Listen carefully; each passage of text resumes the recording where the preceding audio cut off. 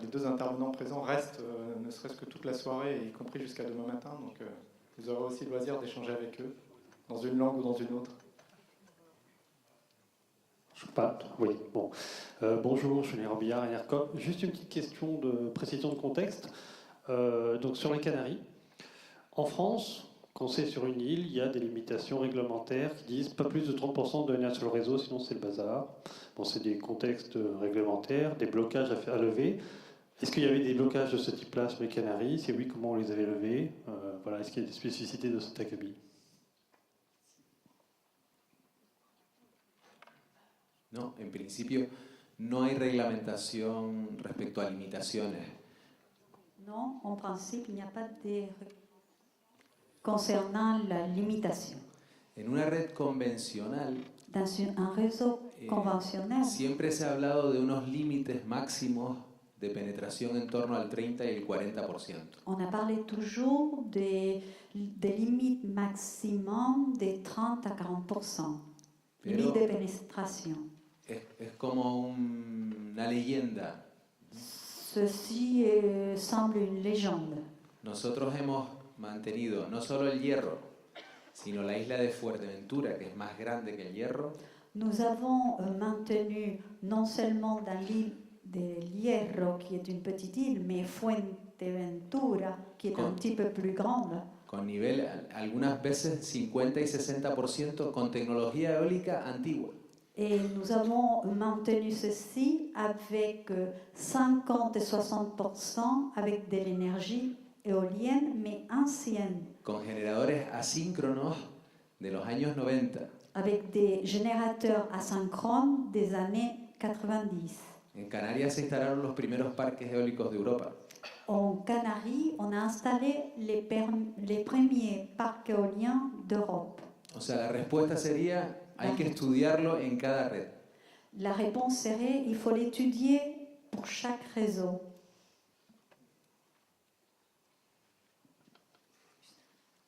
Oui. Bonjour Sandrine Burézy, GFOSAT. Moi j'ai une question sur les réseaux et les connexions, mais c'est pas du tout technique, c'est presque plutôt philosophique.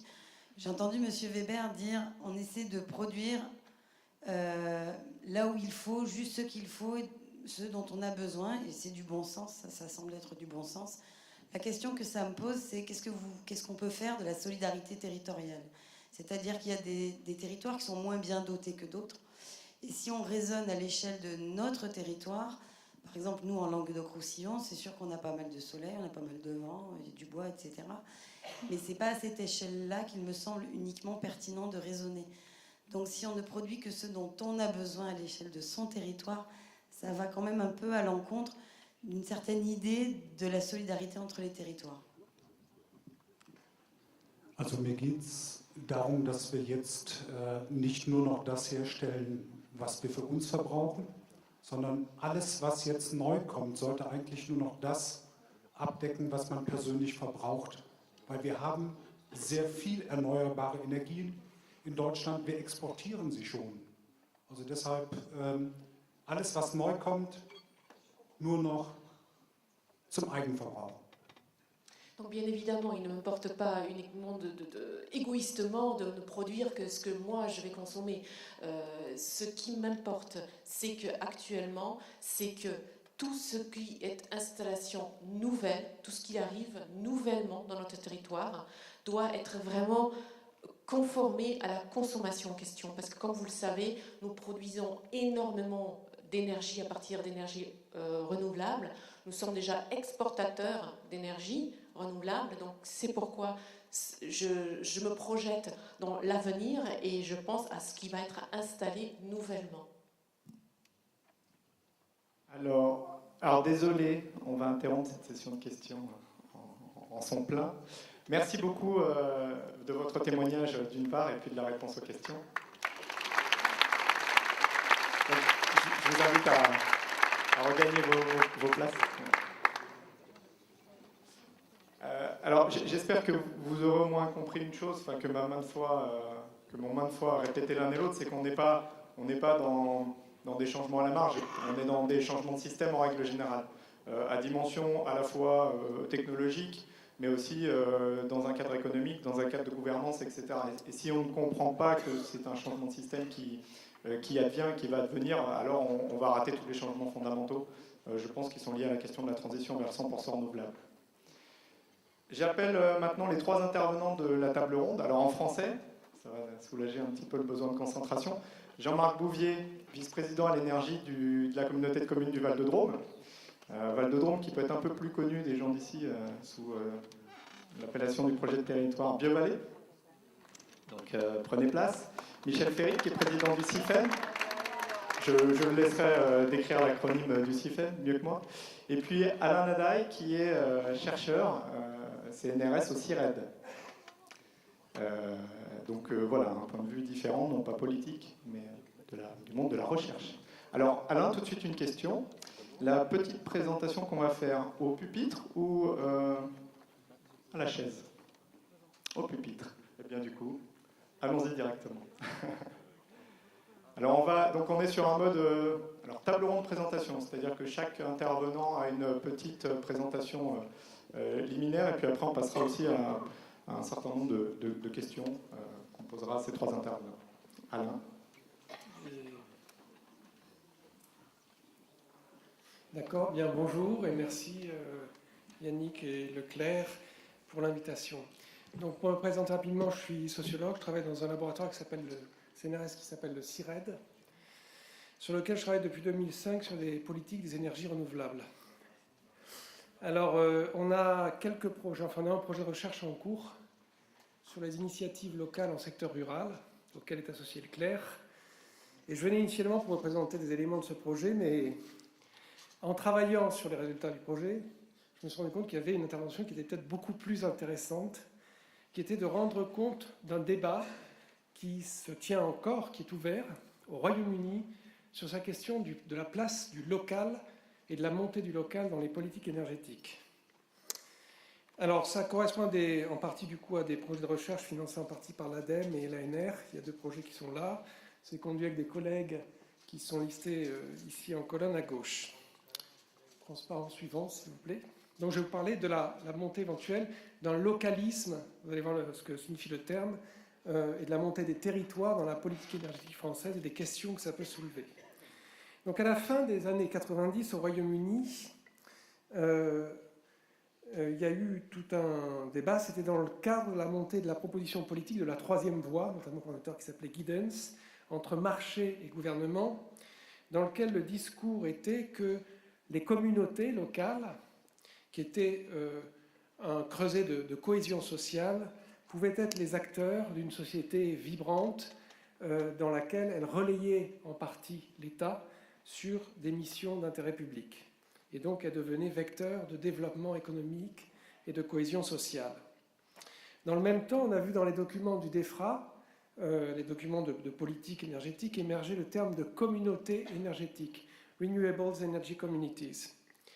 Le terme s'est multiplié, ça a été mis au cœur des politiques renouvelables, et il y a eu tout un questionnement, notamment dans la recherche sur les politiques énergétiques, sur qu'est-ce que c'était que ce local qui était invoqué, et qu'est-ce que c'était après le nom de localisme. Et on a vu des courants de sciences sociales un peu critiques essayer de démonter ce qui était derrière ce localisme qui émergeait dans les politiques énergétiques. Donc les questions étaient quel est le sens derrière le terme, alors donc des analyses sémantiques, des textes, quelle est la réalité des expériences, et une des conclusions a été, en regardant les financements, les projets qui étaient financés, qu'on avait là une sorte de mot valise, un peu comme développement durable en son temps, mais qui permettait de drainer et de faire descendre des financements assez importants sur des projets multiples, plus ou moins locaux, certains par des porteurs de projets privés qui s'articulaient marginalement à des communautés au niveau local, mais qui comprenaient des projets effectivement très territorialisés dans le champ énergie-climat. Donc il y a une sorte d'apologie du local qui a été faite dans ces politiques énergétiques et dans la littérature en sciences sociales, et il y a eu tout un débat sur ce qui a été appelé le local trap, le piège local. Certains analystes ont dit qu'il fallait questionner cette évidence comme quoi le local serait par principe, plus vert, plus démocratique, plus pertinent pour l'action climat-énergie, et en disant que le local était une échelle, finalement, qui était comme le national ou le global, construite socialement, c'est-à-dire qui trouvait sa pertinence, sa cohérence d'action, sa capacité à agir au fil d'une histoire qui est construite socialement, institutionnellement, et qui n'avait pas quelque chose de naturel comme le local. Donc il y a eu un débat qui a été ouvert, transparence suivante, s'il vous plaît, voilà. En 2010, changement de gouvernement, la coalition vient au pouvoir, et Cameron présente un projet qu'il appelle Big Society. Big Society, c'est pour opposer à Big State, à l'État, qui, par ses procédures lourdes, fige l'économie, empêche les acteurs d'agir. Au cœur de ce projet Big Society, qui est une interprétation néolibérale, c'est-à-dire très adossée à la pensée du marché, à une pensée économique de marché et de concurrence, une réinterprétation de la pensée politique de la troisième voie de Giddens, qui proposait cette communauté comme creuset de cohésion sociale et creuset de développement économique et politique. Donc la communauté est convoquée là comme acteur social, politique et économique en charge du développement au cœur de la troisième voie. La communauté qui est invoquée dans tous ces documents, quand on l'analyse, est une communauté qui a un sens très néolibéral. C'est-à-dire c'est un acteur qui est considéré comme constitué, comme capable d'agir, capable de se mouvoir dans une concurrence de marché, de se porter candidat à des appels d'offres très concurrentiels, donc une communauté en quelque sorte dotée d'un capital social, on appelle ça à la fois de compétences, d'expertise, qui lui permet de se mouvoir dans cet environnement très libéral. Les analyses se sont portées rapidement sur qu'est-ce qui accompagnait en termes de soutien cette affirmation du local et de la communauté dans les documents de politique publique. Et donc les bilans ont montré qu'il y avait un changement des modes de soutien sur deux plans. Tout d'abord, une réduction quantitative des montants, notamment des aides aux communautés les plus démunies, dans les secteurs les plus difficiles, les anciens pays miniers, que le bilan des aides qui étaient fournies était réduit, et que par ailleurs, il y avait un changement des modes de soutien dans leur modalité. On passait beaucoup plus qu'à des subventions ou à des tarifs d'achat qui avaient été mis en place à la fin du gouvernement travailliste et qui ont été abandonnés un an après, pour des raisons en partie politiques du gouvernement de Cameron, mais aussi pour des raisons propres. Je parle des tarifs d'achat solaires photovoltaïques. L'Angleterre n'a pas été la seule à les réduire, il y a eu des raisons propres au solaire photovoltaïque. Enfin, elles ont été réduites à ce moment. Et on passe à des systèmes d'avance remboursables, où l'argent est prêté, et on demande en échange de ce prêt une vision de modèle d'affaires qui permettra un remboursement de l'aide et du soutien apporté avec l'aide. Donc diminution des tarifs d'achat et des appels à candidature concurrentielle. Donc derrière ce changement de mode d'aide, une pensée de la communauté comme un acteur réellement économique, destiné à assurer son modèle d'affaires et à devenir autonome économiquement. Rapidement, le débat arrive sur des enjeux d'équité, c'est-à-dire qui peut avoir accès à ces nouveaux modes de financement. Quelles sont les communautés qui peuvent monter les dossiers, candidater et avoir accès à ces financements? Et est-ce que les communautés les plus démunies peuvent y accéder? Un enjeu d'efficacité aussi, c'est peut-on réellement parier sur des acteurs, des communautés constituées, capables et concurrentielles telles qu'elles sont au cœur de ce programme politique pour conduire des politiques climat-énergie? Alors, dans le même temps, il y a toute une analyse des expériences au Royaume-Uni qui sont très développées. Les derniers chiffrages montrent près de 200 initiatives, avec des facteurs de succès qui sont assez réguliers, enfin,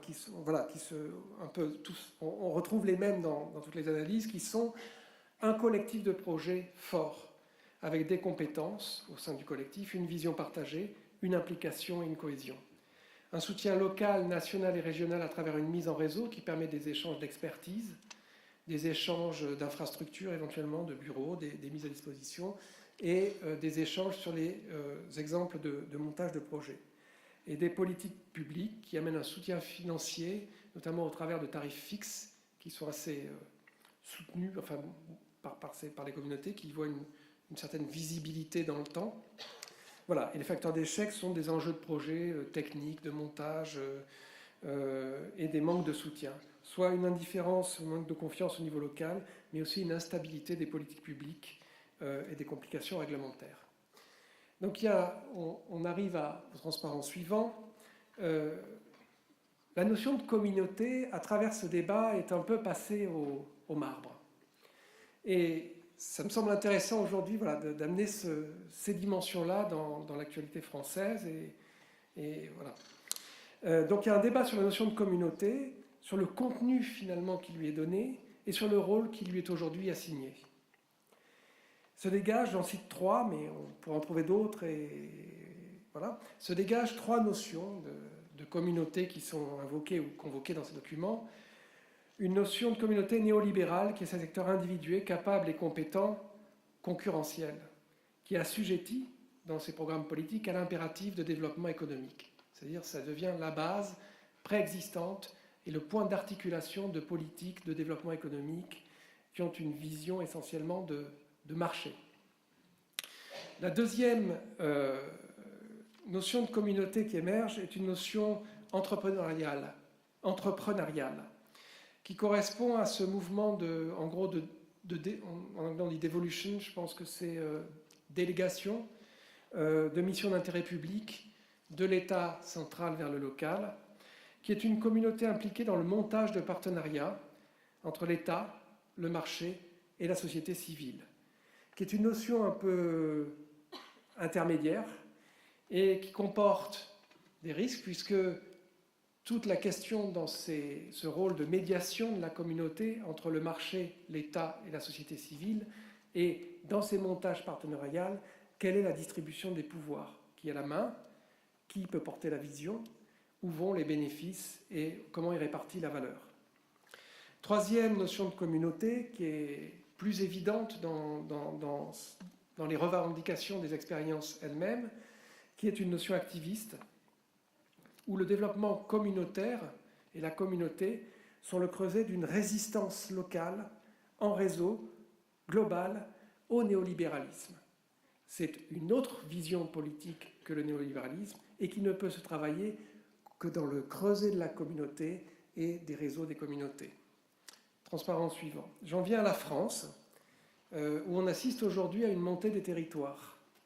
Le programme de recherche qui est à la base dans lequel on travaille ça a été lancé justement il y a 3-4 ans, parce que je voyais qu'il y avait beaucoup de projets de recherche au Royaume-Uni sur la question du territoire et qu'on n'en avait pas en France. Donc l'idée était... voilà.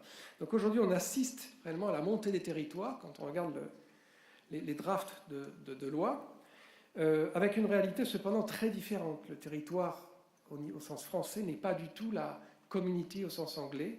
On a les régions, les parcs naturels, les PNR, les communautés de communes, les pays, les communes. Donc on est sur notre millefeuille et on a une diversité de territoires qui sont présents. Donc on n'est pas du tout sur les mêmes géographies institutionnelles, sociales. Les expériences semblent beaucoup moins développées. Avec le CLER, en prenant les prospects du CLER en 2010, on était arrivé à en gros 10 expériences significatives. Il y en a beaucoup plus. Mais ça reste à quantifier, à identifier. Il y a très peu d'analyses aujourd'hui sur ce point. La structuration est récente, notamment au travers donc, du réseau TEPOS, mais aussi des NARCOP, d'énergie partagée. Les expériences sont en croissance et leur représentation politique aussi, depuis le Grenelle de l'environnement, dans le débat national sur la transition et aujourd'hui. Alors, j'ai juste fait, ça ne vaut pas du tout analyse, mais ça m'a frappé quand j'ai fait, donc je me suis montré... j'ai scanné les termes dans 2 textes récents. Dans le texte de stratégie nationale pour la transition énergétique qui a été diffusé en mars 2014 et dans